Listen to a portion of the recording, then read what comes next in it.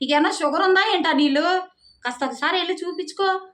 ఎక్కువ టైం కూడా లేదు కదా, ఆయన ఏమి ఇచ్చేది తీసుకోవడానికి నువ్వు ఉండాలి కదా, సిద్ధంగా ఉండాలి కదా. ఆగు, కాస్త తట్టుకో. ఏం పీకుతారు ఓకే, ఏం పీకాలో ఆ రోజు చూద్దు. కానీ పీకి నీ చేతికి ఇచ్చినప్పుడు ఖచ్చితంగా నువ్వు చూసి దాన్ని ఎంజాయ్ చేద్దు. కానీ లేకపోతే నువ్వు రాష్ట్రం అంతా తిరిగి ఏదో అరుస్తా మాట్లాడుతున్నావు. అరే బాబు, మా గొర్రె కాపరులకి పదవులు ఇచ్చారు, ఎస్సీలు ఎస్టీలకి సముచిత స్థానం ఇచ్చారు, పదవులు ఇచ్చారు, ఎమ్మెల్యేలని మంత్రులు చేశారు. అరే నక్క ఆనందబాబు గారు ఎస్సీ, వాళ్ళ రామయ్య ఒక ఆయన కుల వృత్తి చెప్పులు కుట్టుకోవడం. ఒక చెప్పులు కుట్టుకుని ఆయన పక్కన పోయి కూర్చోబెట్టుకున్నాడురా. నీకు ఆ విషయం తెలుసా?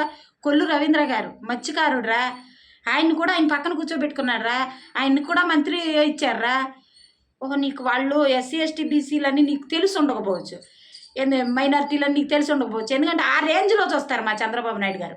ఎవరైనా సమానమే, ఎవరైనా నాతో పాటే అని చూస్తారు.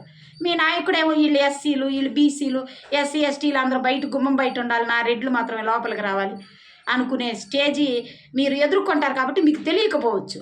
ఓకే, నువ్వు లోకేష్ గారిని విమర్శించే స్థాయి అనిలు నీకు లేదు. ఎందుకంటే నీ నియోజకవర్గంలో నిన్ను చెప్పులతో కొట్టి పేడ నీళ్లు చల్లి ఆ చీపురు కట్టలు పట్టుకుని ఎంట పడితే పారిపోయి జగన్మోహన్ రెడ్డి దగ్గర తలదాచుకున్నా నువ్వు.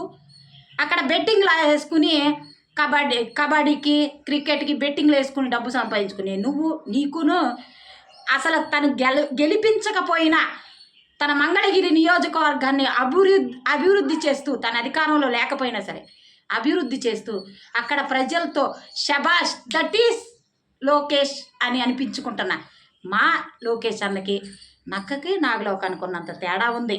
అనిలా నీకు ప్రతిసారి అలవాటైపోయింది. అప్పుడుకి అది చేసేస్తా, ఇప్పటికి ఇది చేసేస్తా అని తొడలు కొట్టుకోవడం, మేసాలు మెలియటం, తర్వాత సతికీలు పడి కూర్చోవడం నీకు అలవాటైపోయింది. కాస్త తట్టుకోవయ్యా బాబు. నువ్వు జగన్మోహన్ రెడ్డిని చూసుకుని ఎగురుతా ఉన్నావు. 2024లో జగన్మోహన్ రెడ్డికి అంత సినిమా లేదు. ఎందుకంటే 2024లో ఎటు పారిపోవాలో తెలియక జగన్మోహన్ రెడ్డి ముందు నా కేసులు మాఫీ చేయండి, నేను ఎటో గట్టి పోవాలని చెప్పి కేంద్రం చుట్టూ నెలకొకసారి 15 రోజులకు ఒకసారి వెళ్ళి మోదీ గారి కాళ్ళు మొక్కి దండం పెట్టుకుని వస్తున్నాడు. ముందు ఎందుకు వెళ్తున్నాడో అది తెలుసుకో.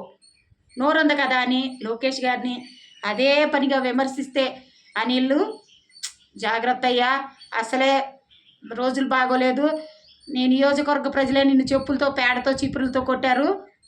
ఇక రాష్ట్రం అంతా తలుసుకుంటే నువ్వేమైపోతావో ఏంటో.